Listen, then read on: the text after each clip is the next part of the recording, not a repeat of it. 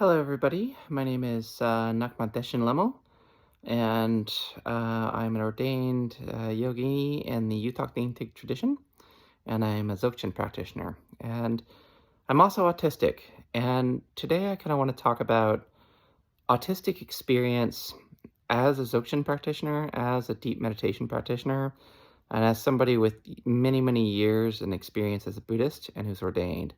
And particularly, I want to talk about the very subtle qualities of mind that come up in my experience as an autistic person, as an autistic practitioner, and how that differs and differentiates between what I see to be the normal case and way of things with more neurotypical people, and kind of draw some um, compare and contrast with that. I was talking to my roommate and my Dharma sister, who is also a practitioner, and we were having a conversation about this, and she was saying this is very helpful, and that you should record a video about this, and that she felt it would be insightful for other people to kind of hear this perspective. So, for the last couple days, I was having a very, very intense klesha come up. By the way, I'm going to use some technical Buddhist terms in this. Should be kind of considered an advanced topic for people. So if you are new to Buddhism and you're watching this, there's going to be some stuff in this that you should probably go back and start at the beginning and kind of understand more basic terminology, because this is going to be kind of an advanced topic for advanced practitioners. So anyway, back to main topic. So when we're up against it, and it can be really intense. I think most people who have years of practice under their belt understand that when you're processing something really big, there's a level of intensity to it that is, I think most people don't quite appreciate if they're not a really long-term practitioner. And for me, I was processing something for the last few days. And, a couple hours ago, it just cleared. And so I kind of got to the tail end of that. And it's like, woohoo, that's great. But it triggered some reflection on what my experience is like as an autistic person. Full disclaimer, not every autistic person is the same. There's a kind of joke. If you've met one autistic person, you've met one autistic person.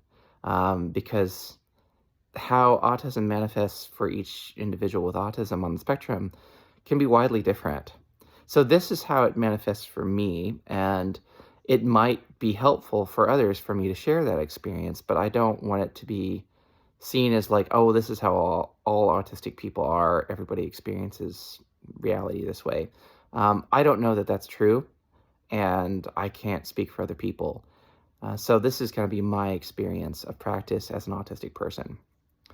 So for me, I don't sense discomfort very easily, just full stop. Either discomfort in myself or discomfort in other people. That is a double-edged sword. On the one hand, you can kind of liken this like people who they have like nerve damage and so they don't sense pain. On the one hand, that seems like a very cool superpower. If you're a person who has migraines all the time, or you have problems with chronic pain, you'd probably be like, oh my gosh, that sounds amazing to not feel pain. Of course, that's the benefit. The drawback is that person can easily get horrendous burns just cooking food on the stove. They can have serious health problems that they're unaware of because they don't sense the pain that would come with that. Like, if they had an appendix explode or something, So there could be there's real drawbacks to that. For me, difficulty sensing discomfort, both in myself and other people, has meant that I don't sense social discomfort. I could be having a conversation with somebody, and maybe the conversation is going on a little bit too long, or even a lot too long for their liking, and they think I'm being rude. I'm oblivious to the fact that they're uncomfortable. I'm just like, oh, I just kind of like, well, they'll just tell me if they are. But the way our world operates is most of the time, the general neurotypical rule of society is that, um, there's these unspoken rules that are kind of based around people trying to mutually avoid each other's discomfort. As you can probably suspect, if you don't sense other people's discomfort, you're not really able to sense those rules, because how do you know when someone's had enough in a conversation if you can't tell? Um, you're just oblivious to it. And what happens in my life is often people think that I'm being deliberately rude and disrespectful to them, um, when I'm not. I'm just oblivious. And sometimes I'll even explain that to them. Oh, I'm so sorry. I'm autistic. I didn't realize. But by then they've gotten so upset that it becomes like this ego thing. And they're like, no, no, you must be. You're being facetious. You're lying to me. Everybody can sense these things. And they don't realize that if you're on the spectrum, that's not necessarily the case. You don't necessarily sense those things. And so, how does that relate to meditation experience? Well, it's a superpower in one sense. As a Dzogchen practitioner, we're looking directly at our mind. And a lot of people find that really intense and really uncomfortable. I don't. It's like the intensity is there, but I'm not averse to it. It's kind of like, oh, okay, I can just, that's an intense thing. What is that? Let me take a closer look at that. So that's helpful. It's been extraordinarily beneficial in my practice. But it also comes with some consequences that are interesting. And I was talking to my Dharma sister about this, and she was saying it would be helpful to share some of this. So the way the beings normally experience emotion is we see aspects of reality, and we cling to something that we want more of, and we're averse to things we don't like. This happens for everybody, autistics, non-autistics alike. And a lot of what is behind that, in my experience, is just a kind of raw intensity itself that we try and get away from, or that that's there, is like kind of like fuel for the experience that doesn't have a label to it at all. So for the last few days, I've just been sitting with a very intense intensity. If I were to allow that to, if I were to try to avoid that intensity, that could quickly turn into kind of like despair, like anger, severe anger. It could become like a manic thing if I were to try to distract it with some kind of humor or something. And it could just become this sort of really intense,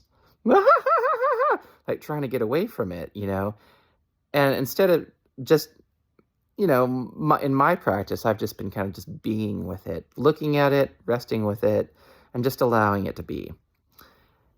It finally passed today. But what does that mean in terms of my experience with non-autistic people? Well, I was talking to my Dharma sibling, and I think, and this is kind of her opinion as well, at least in my experience of autism, I think that I tend to experience really intense levels of energy on a regular basis. And I think this might be true for other autistic people. And this is possibly, and I think likely, the reason why you see people who are autistic get meltdowns. I used to have those a lot when I was a kid and a teenager, preteen. Had a really miserable younger part of my life. And so if you have really intense energy come up, and it just kind of comes up on its own, you can't really control it, you don't have a say in whether you could ignore it, it's just there. Well, then how do you deal with it? You kind of just freak out. It's like if you've heard of the analogy of a computer processor. If anybody's ever tried to open a lot of tabs on their computer, or if maybe you're a creative and you've done video editing or something like that, and when you're doing a process on your computer that uses up a lot of memory, that uses up a lot of processor resources, it's you get the whole bandwidth is maxed out, right? The entire experience is just kind of all your processor speed is just this big chunk. It's the pig and a python, right? Just moving through your bandwidth. And that's what the energy is like for me when I get really intense bits of energy coming through me. It's this like pig and a python in my experience, this giant chunk that's using up most of my bandwidth. And that kind of ties in. So that's one thing. So that happens. And then there's another half of it too. And that's that it has been my experience that I seem to be more energetically sensitive to energy in general and Sambhogakaya energy. What we would call in mundane terms, things like magic, but also emotions, dream reality, unseen beings, that sort of thing. I don't think most neurotypical people are as sensitive to that. And this creates a problem that's practical in relating to people, because the way it seems, and I don't know if this is true for everybody, but the one thing that seems to be true is that in my experience, and I'm going to kind of compare this to neurotypical people here, is that it seems to be that most people spend a lot of time ignoring things that are uncomfortable. I don't really do that. And the reason why is because I'm so sensitive to a lot of very subtle energies, it's very difficult for me to ignore it. So just like people tend to have sacred topics, things that are like very important to them, there's also kind of like an anti-sacred, like profane. So think about in our ordinary experience, a lot of people, for example, are uncomfortable with the topic of death. Just death in general, talking about death, thinking about death, discussing death. This is just an example, but I'm not. For me, I think of it as like, well, I'm going to die at some point. I've died before as a Buddhist. Everyone I know is going to die. So I need to think about death, like really reflect on it. And like, it's important that I really consider it. Because in my view, as an autistic practitioner, if I don't do that, I could fuck it up. Like, I could fuck up my death, and that's probably one of the most important events of my life. It's one of the most important things that's going to happen to me and everyone else, is I'm going to die. And if I fuck that up, that could be very problematic, potentially. So I don't know, unless I reflect on that. What are the ramifications of that? So that's an example of a topic for me that I'm like, okay, because I sort of see this as a thing that exists, because I acknowledge it, I'm responsible for that acknowledgement. And that's kind of the point I'm trying to get here. If you're very sensitive to subtle energies, including the energies in your own body, including your thoughts, for example, in aversion, if I'm walking around my daily life and I see that, oh, I'm averse to that, I don't go, oh, I should just ignore that. I go, for me, it's like, I've seen that. I'm like, I see you, aversion. And the moment I see it, I feel like I'm responsible for that knowing. Now I know that I'm averse to X, Y, Z. As a Buddhist, I'm trying to get beyond aversion, so now I'm responsible. I have to look at that aversion, because if I don't, I'm lying to myself. And I think that neurotypical people lie to themselves a lot. And they do it because it's easier for them to do so. If you're not as sensitive to subtle energy, it's easier to ignore things that are inconvenient.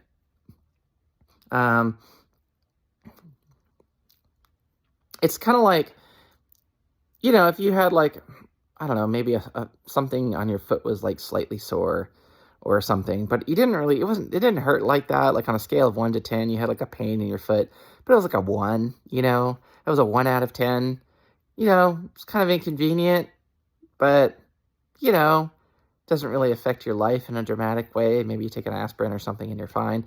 Like, it's not that big of a deal, right? You can just ignore it.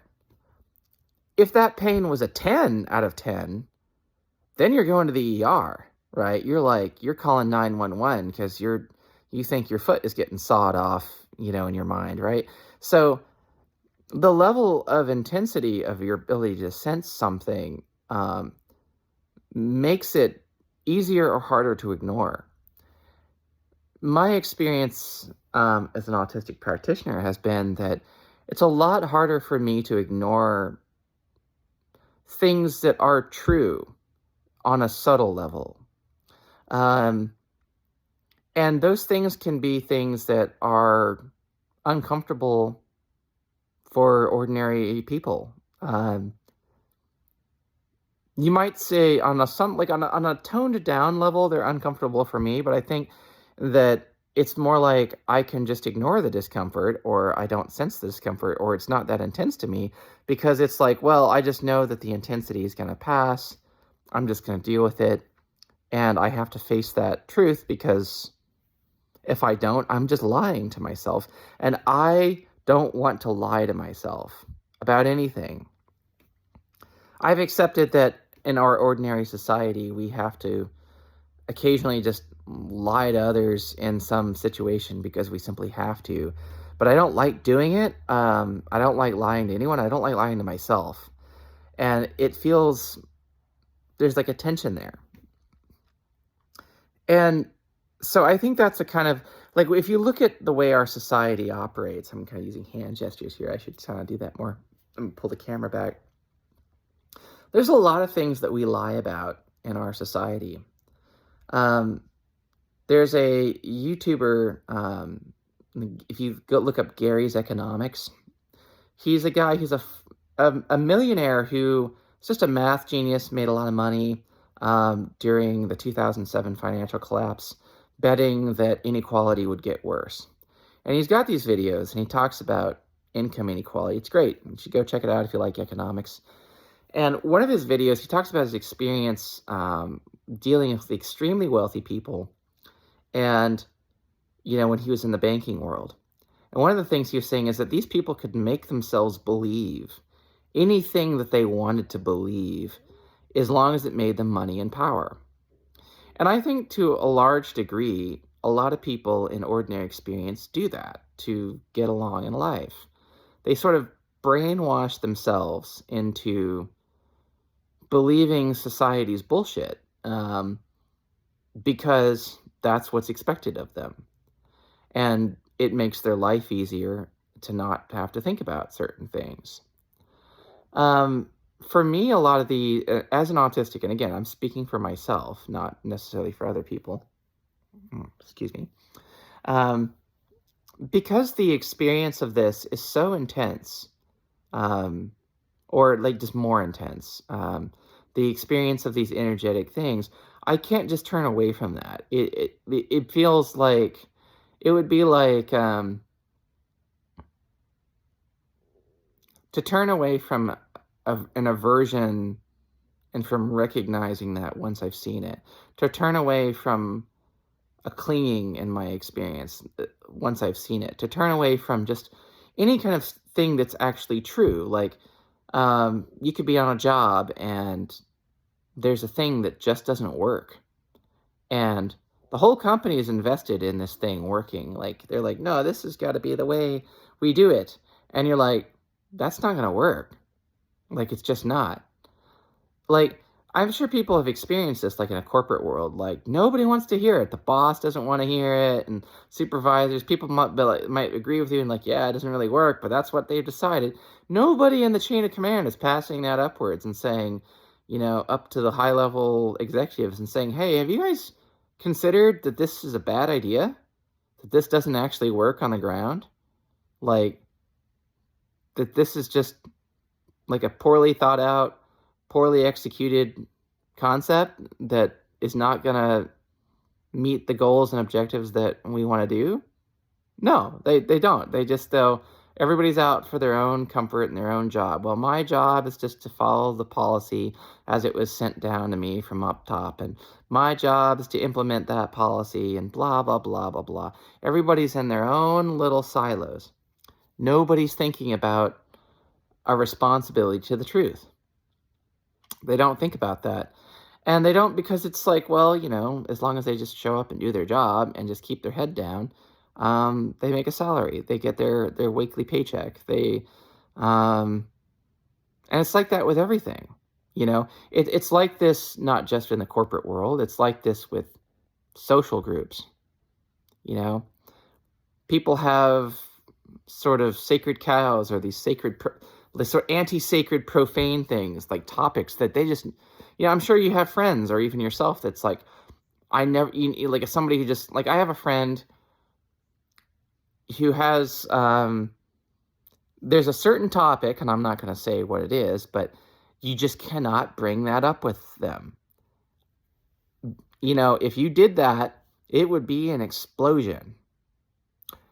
There's an aspect to this that a person may be sticking their head in the sand about something important, but if you bring up that topic with them, it's going to be big drama. Probably be the end of a friendship.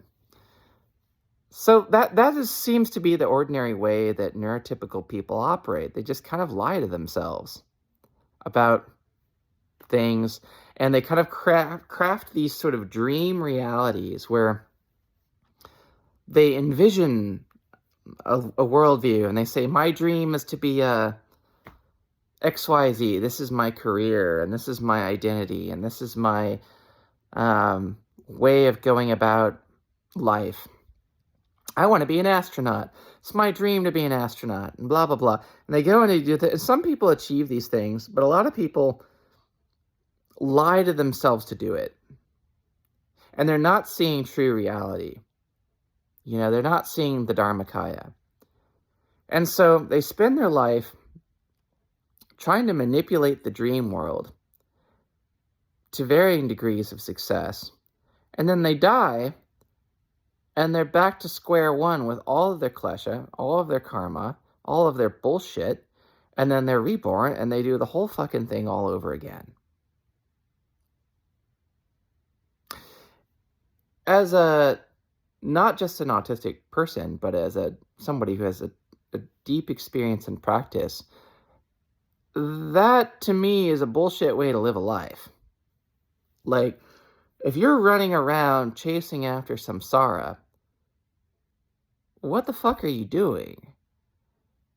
None of this shit is going to leave you with lasting satisfaction in your life. Like, what the fuck? And people don't know that, so they try it. They're like, well, maybe if I get all the money, I'll be happy.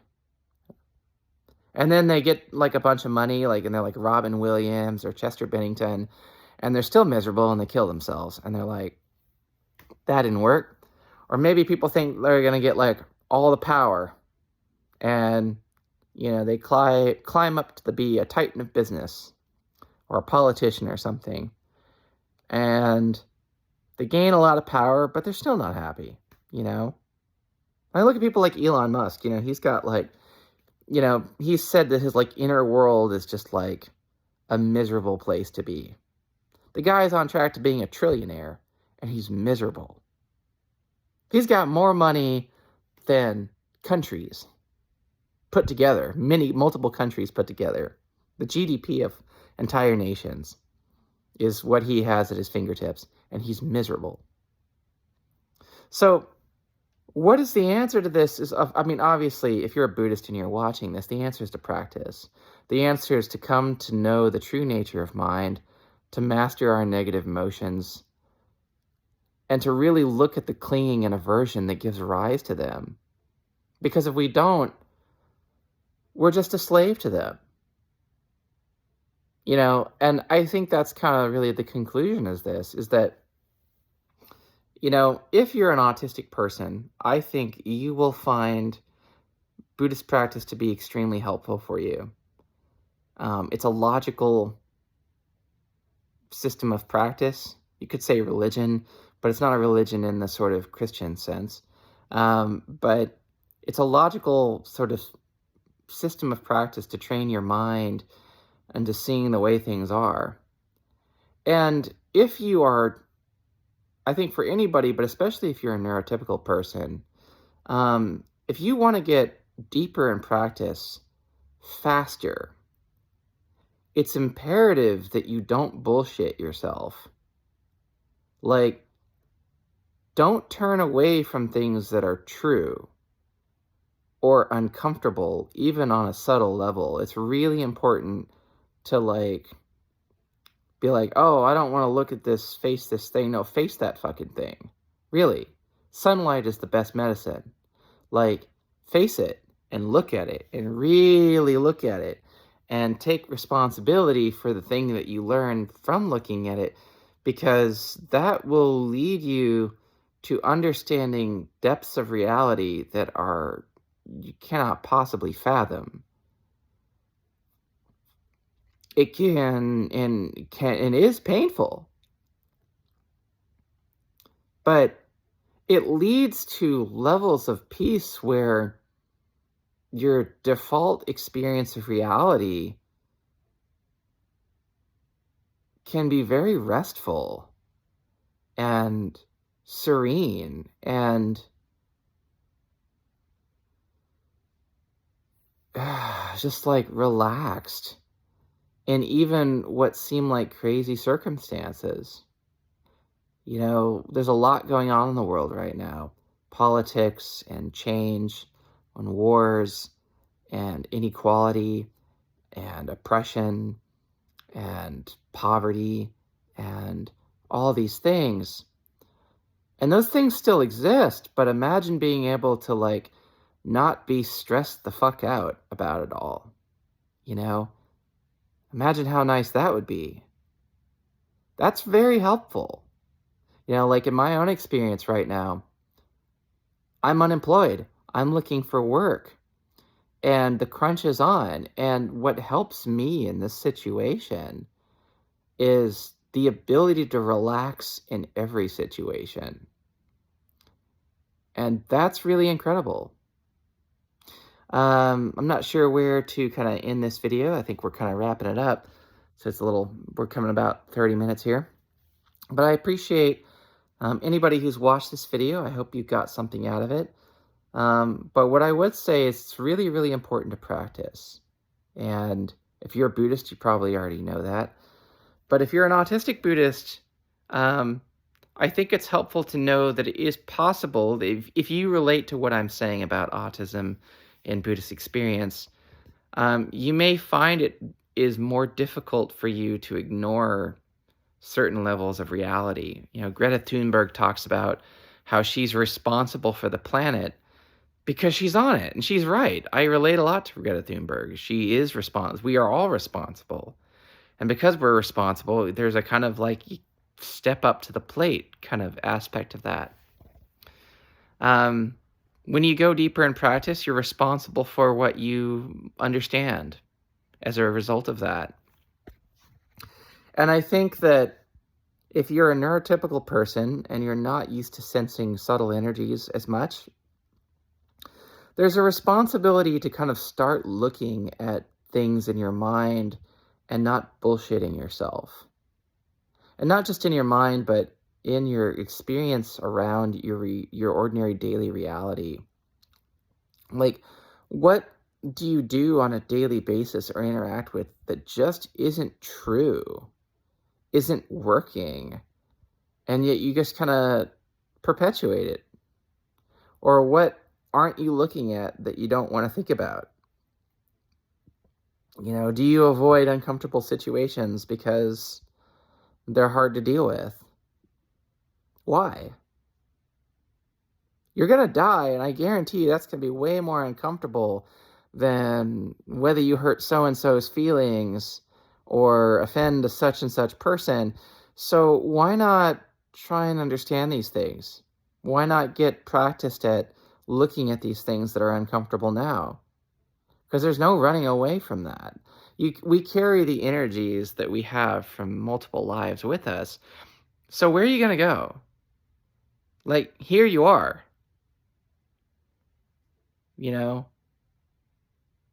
I can tell you this from my personal experience. I've had past lives comes up of people who killed themselves. And here I am. So I didn't go anywhere. That doesn't work. So there's no just like running away from samsara, you know.